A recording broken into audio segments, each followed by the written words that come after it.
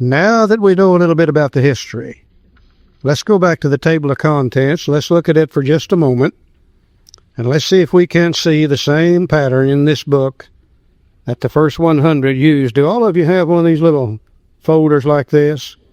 Okay, we're going to put a picture up here on this screen, and I know some of you will hardly be able to see it at all from its location, but you'll have a picture in that book which will match it if you can't see it.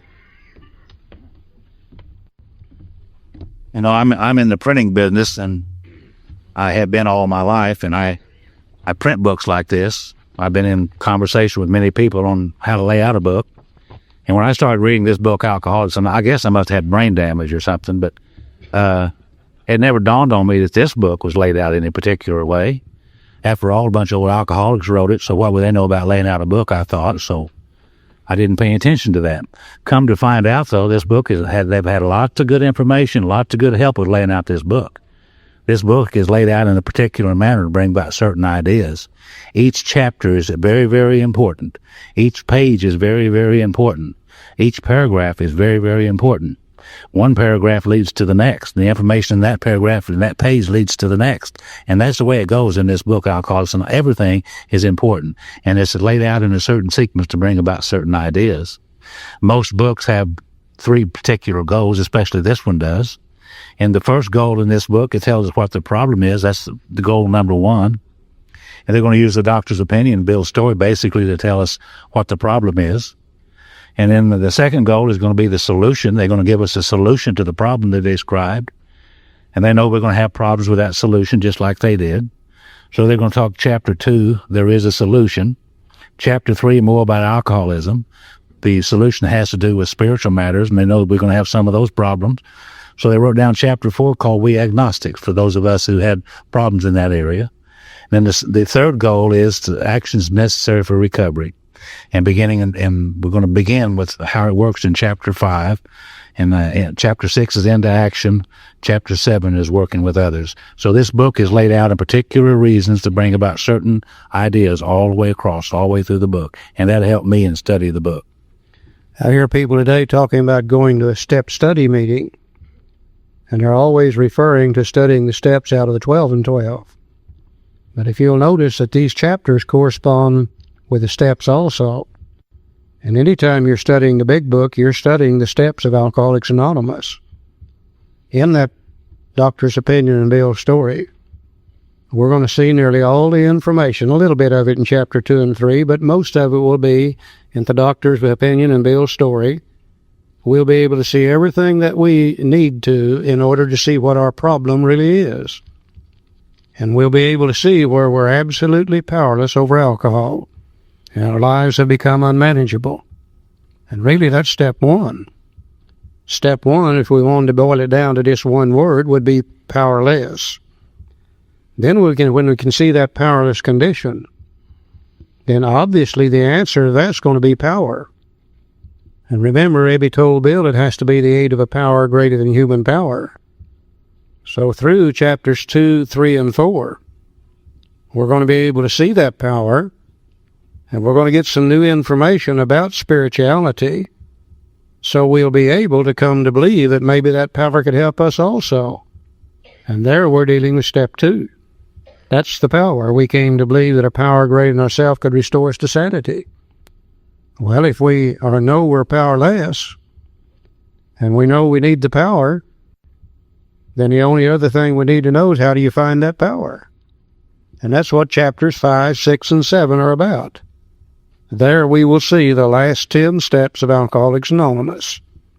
And if we follow them, we will have a spiritual awakening, we will have found the power, and we're no longer powerless over alcohol.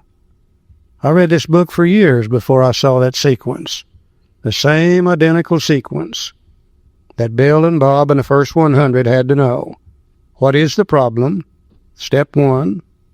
What is the solution? Step 2. What is the program of action necessary to find it? Steps 3 through 12.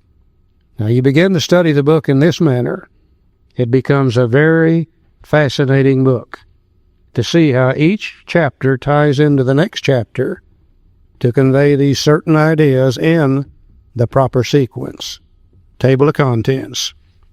Okay, let's go over for just a few moments to the preface, Roman numeral 11. And the second paragraph on Roman numeral 11. Because this book has become the basic text for our society and has helped such large numbers of alcoholic men and women to recovery, there exists a sentiment against any radical changes being made in it. Therefore, the first portion of this volume describing the AA recovery program has been left untouched in the course of revisions made for both the second and third editions. And I think there's two ideas there. First, when we see the words basic text, I think we're alerted to the type book we have in front of us. All kind of books in the world today. You got novels written on fact, novels written on fiction, biographies, autobiographies, concordances, many kind of books. But we also have a book called a textbook. And many of us don't have very fond memories of textbooks. Every time I saw the word textbook, all I could think about was cheat. I don't know why. Remembered about how back in school when we used a textbook, you had to read and study and do things you didn't want to do, take tests and all that kind of jazz. Lots of work involved in it. And for some people in AA today, the very idea of a textbook just completely turns them off. But if you would take a textbook in its simplest form, really all it is a means of taking information from the mind of one human or a group of human beings, put it down in the written word, then transfer that information to the mind of another human being who's using the textbook. And that's all teaching is. A lot of people today say you can't teach in AA. I don't see why you can't. Teaching is nothing more than transferring information from the mind of one person to the mind of another, increasing the knowledge of the one who's being taught. We all teach every day, and we're all being taught every day. I don't see how in the world we could ever sponsor and help anybody if we couldn't teach them what we already know. Now, that's what a textbook does, too. A textbook usually assumes that the reader of the book will have very little knowledge of the subject matter. Normally starts at a very simple level. Then as the knowledge of the reader increases, the material presented becomes more difficult. The idea of a textbook on mathematics. Let's say my friend Joe here knows nothing at all about mathematics. He can't add, he can't subtract, he can't do any of those things. Oh, he can count. In fact, he could probably count to 21 if he's standing there naked and got everything where it belongs. He might make 21. 20 and a half, actually. And if I handed him a textbook on mathematics and I said, Joe, I want you to go to chapter 5 and work the algebra problems. Well, being a good fellow, he would go to chapter 5 and look at them. But he can't even add and subtract. They just look like marks on paper to him. But if I say, Joe, chapter 1 in this textbook on mathematics deals with the value of numbers and addition and subtraction. If you'll read it and study it and let me help you, by the time you're through with chapter 1, you'll know how to add and subtract. And sure enough, he learns how to do that. And then I say, now let's go to chapter 2. Based on what you've learned in 1, you can go to chapter 2 and learn how to multiply and divide. And sure enough, he does that. And then I say, now you can go to chapter 3, and you can learn fractions and decimals. And we gradually prepare his mind for the new information in chapter 5. I think the greatest mistake being made in AA today, newcomer comes to the door, we hand them the book, and we say, go to chapter 5 and do what it says, and you'll be okay.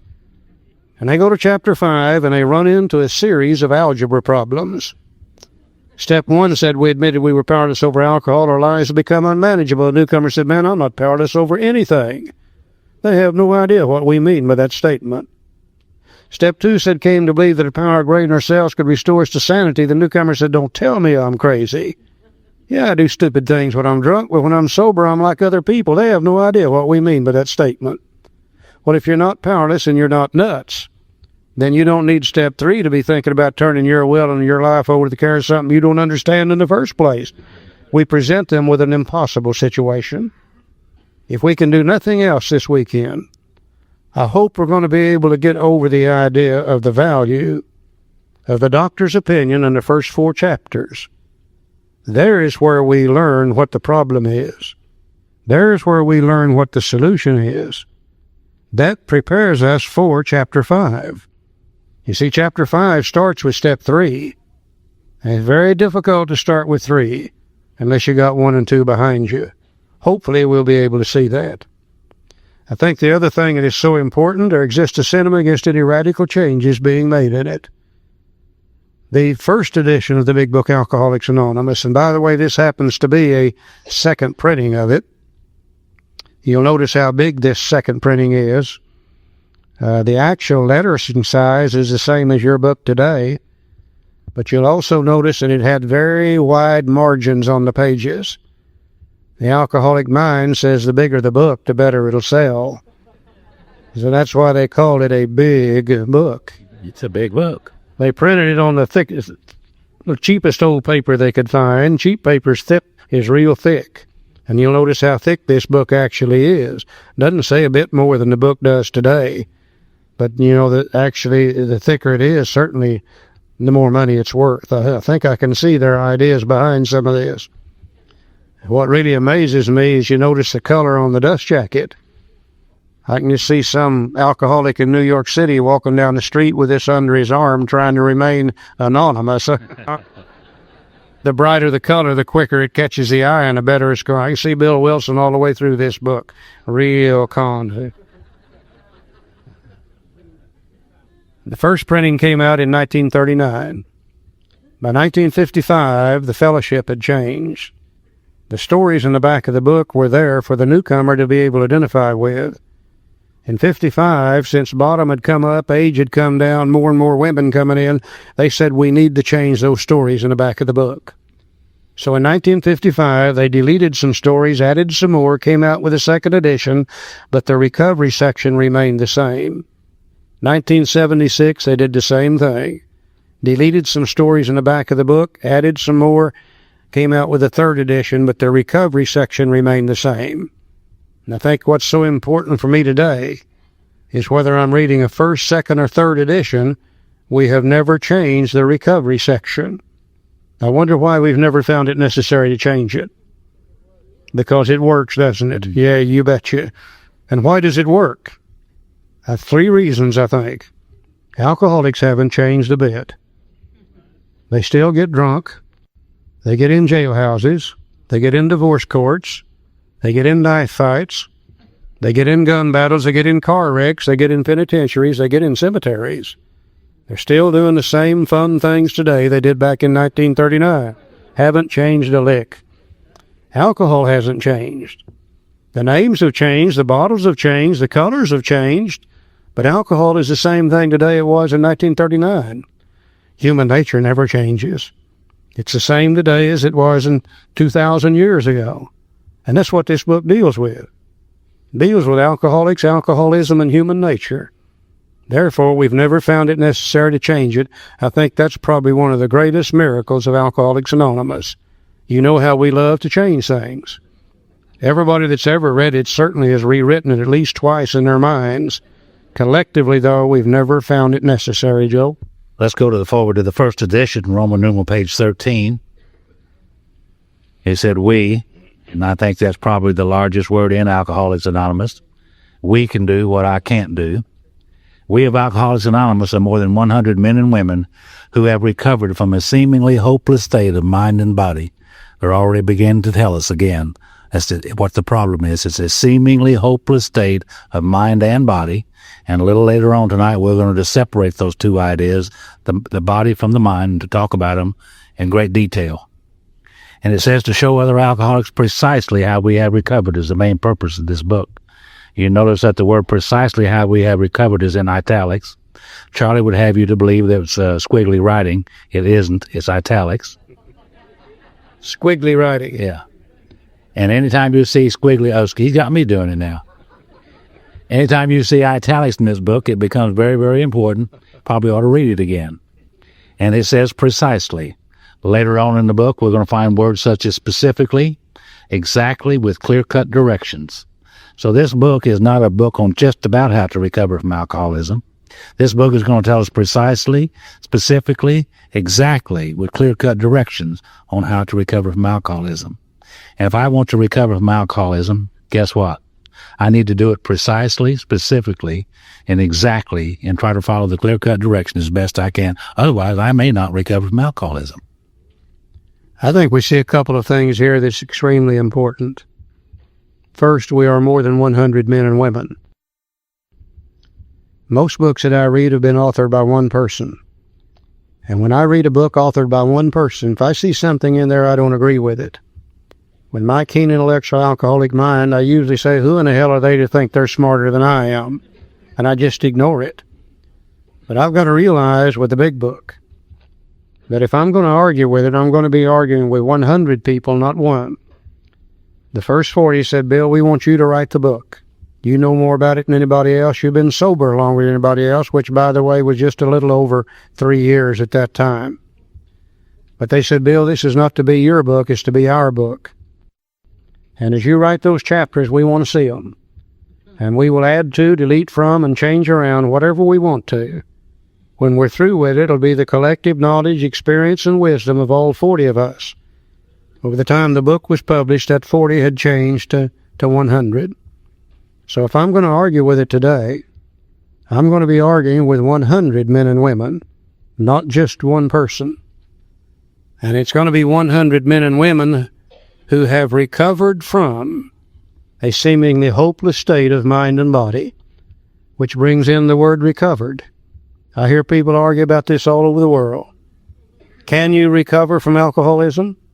Well, the book says you can. It said the first 100 had recovered from a seemingly hopeless state of mind and body.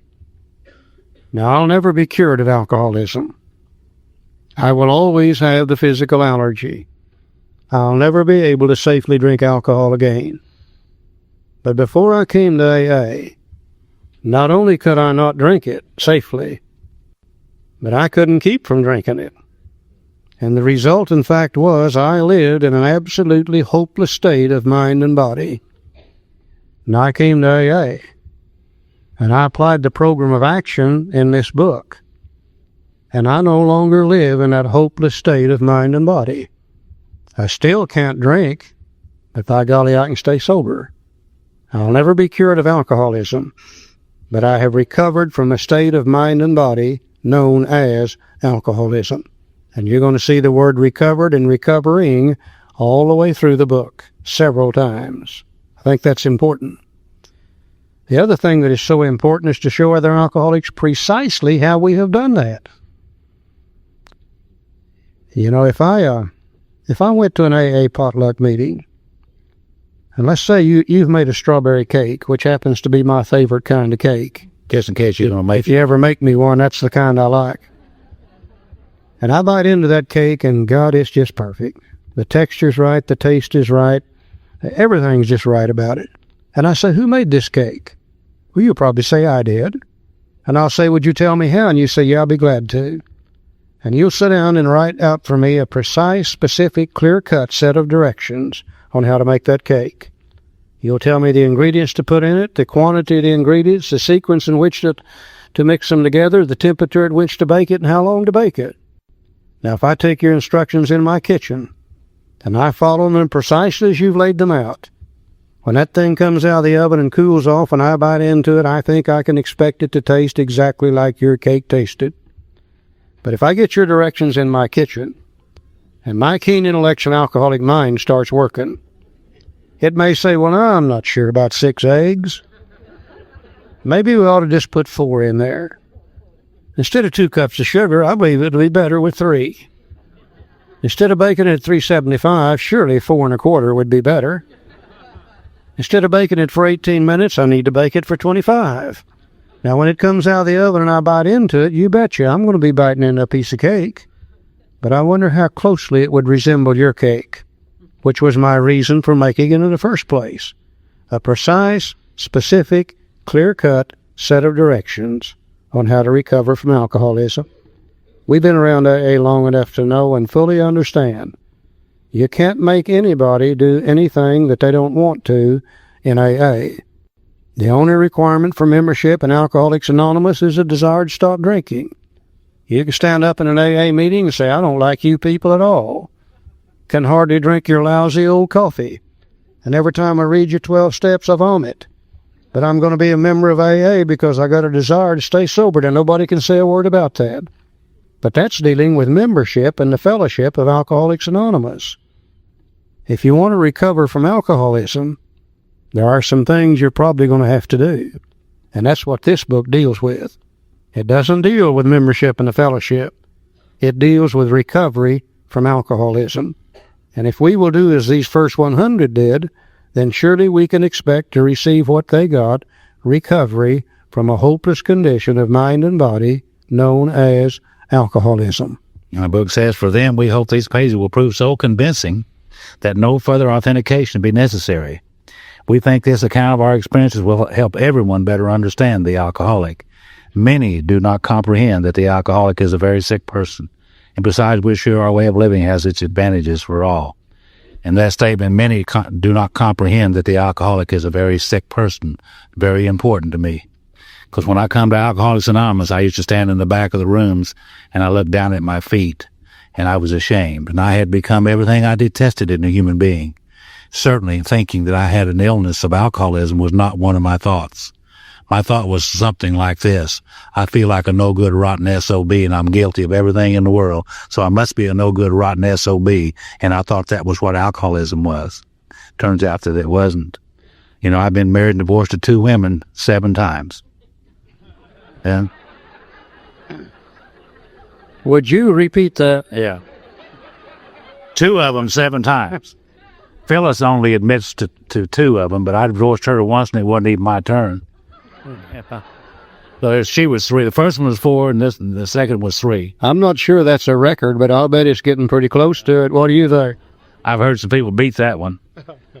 But my first wife, she was a great old gal, and I used to drink and go places. I was one of those traveling drunks, you know. And I didn't come back right away either. They used to have a statement around my group that they said that he who leaves and does not return stays gone a long time. And that was me. And from time to time, I'd get drunk and go places, and then I'd come home as if I'd never been away. And when I got home, I looked out in my yard, and all my stuff's laying out in the yard. Y'all know what I mean by stuff, don't you? Dirty undershorts, dirty shirts, unironed clothes. You know, they never throw anything that's clean and ironed. I don't know why that is. They'd file for divorce on me and put a restraining order, make off with the money, make me madder than hell.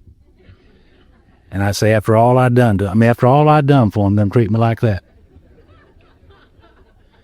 So I one time I was gone a while, and I decided I was trying to get back home, you know, and I was serious. So I went to the preacher that my first wife was going to at that time, and had a little conversation with him. And he said, Joe, what seems to be your problem? He asked me. And I didn't know what the problem was. If I knew what I told the man, because I was serious. And I said, well, I'll tell you what I think the problem is, and it's her. If you live with her, you drink too, I said. Well, he gave me a prescription, a solution. And he said, you must, and boy, did he emphasize that word, you must have faith in these things, and he laid them out for me. Well, I couldn't have any faith in those things. You know why? Because I didn't even believe them. How can you have faith in something that you don't even believe? Thank God for the second step so I could come to believe. But that was to happen sometime later. So later on, I met and married my other wife. We met in a bar, the Zebra Lounge. I can almost smell it now. And we were introduced, and she looked at me and said, you know, Joe, you look like my 3rd husband. I said, my God, how many of you had? And she said, 2. Yeah. Well, I liked her right away. And we started drinking and having fun and doing all those things. And then wasn't long after we got married till she started throwing my stuff out in the yard, filing for divorce on me, restraining order. Well, this time I went to a psychiatrist and sat down and talked to him, paid him $75 an hour. And he said, Mr. McCoy, for $75 an hour, they'll call you Mr. Said, Mr. McCoy, what seems to be your problem? Well, I didn't know what the problem was. So I told him what I thought it was. It was her and her. If you live with those 2, you drink too, I said. Well, he gave me a prescription, He thought I had a Valium deficiency. He didn't mention not drinking, so I took the Valium and continued to drink, and I got into real trouble now. I mean, really trouble. I got to where I didn't know the difference between my job and the bar. I didn't know the difference between my wife and your wife and my girlfriend. I got everything all mixed up. Got into a lot of trouble. So by the time I come to the doors of Alcoholics Anonymous, I had become everything I detested in a human being. I did not like who I had become, and I was very, very sick. It wasn't until after I got into listening to and the description of Dr. Silkworth's opinion on alcoholism that I began to understand what I had here. And it wasn't that I was a no-good, rotten SOB. I had an illness called alcoholism, a physical allergy coupled with obsession of the mind, and somehow or other that information helped me overcome some of these ideas that I had. And as I look back now and I know more about this, the very first 16 printings of this book, Alcoholics Anonymous, the doctor's opinion was on page 1. 1955, in the second edition, they moved the doctor's opinion out of the page 1 and put it in the Roman numeral sections. And you all know we don't read Roman numeral sections, do we? Who does? And I think that most of us in Alcoholics Anonymous got away from the idea of the doctor's opinion and just looked at Bill's story, page 1. But the information in the doctor's opinion is so important to me and to the Fellowship of Alcoholics Anonymous, because the rest of the book is going to tell us how to recover from the condition of the body and the mind that Dr. Silkworth described. And I said I was alcoholic for about 2 years, and I didn't even know what an alcoholic was, really. So let's look at the doctor's opinion in that light. We start looking at what the problem actually is, and most of us are absolutely amazed to find out what the problem is. Because most of us felt, before we came here, that it was a matter of willpower. That after all, we had enough willpower that we ought to be able to control our drinking. And we found out that willpower didn't work, and we assumed that we were just crazy. Or maybe we thought it was moral character. Or maybe we thought we were just sinful, rotten people. Now, why wouldn't we think that? That's what everybody had told us up to this point.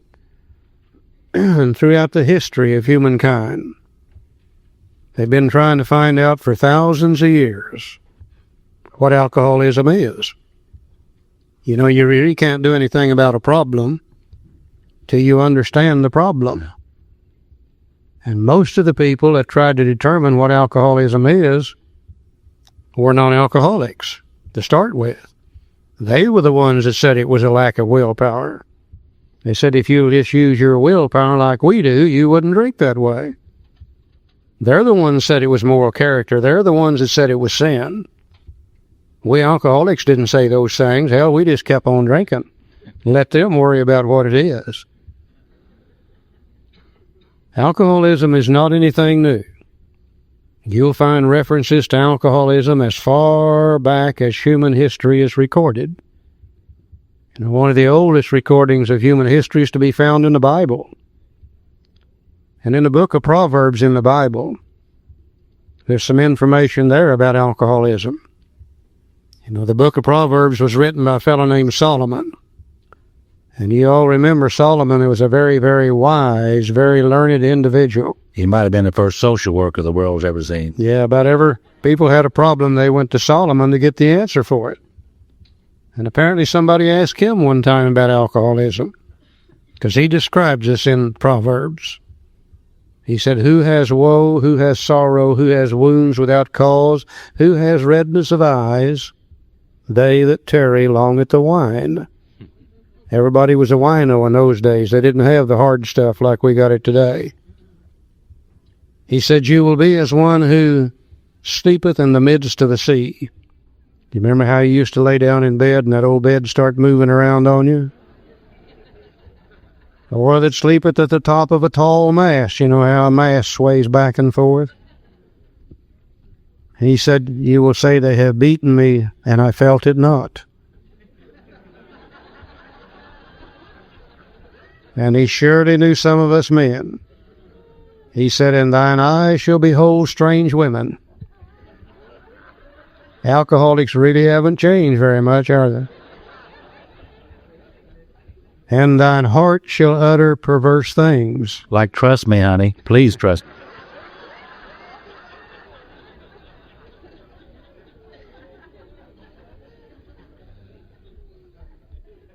He said, and yet they will arise in the morning and seek it yet again. Almost a perfect description of alcoholism as we know it today. But he didn't have an answer for it because he didn't know what caused it.